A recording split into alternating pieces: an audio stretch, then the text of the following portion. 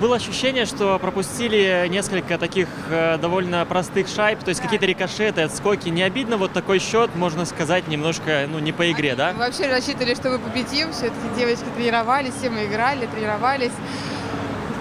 Ну, что-то не хватило. Немножко не хватает нам льда, чтобы тренироваться почаще. Так бы мы сыгрались, наверное, и лучше бы сыграли. А как часто тренируетесь вместе? Очень редко. Раз в неделю.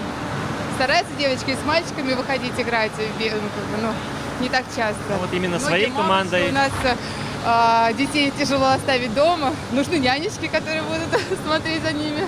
Желательно на льду, чтобы дети тоже были под присмотром. Вот как-то. Но, тем не менее, именно вы, можно сказать, размочили Град-1, потому что на прошлом этапе они не пропустили ни одной шайбы, а у вас это получилось еще и очень красиво. Постарались все это. Все наши, не знаю, Ракета Эльмира, Нина Коптюхина, все наши девчонки молодцы вообще. И старались играть, и, конечно, было побольше моментов, было бы больше голов. Ну, это была наигранная комбинация, да, вот то, что у вас получилось? Это было большинство.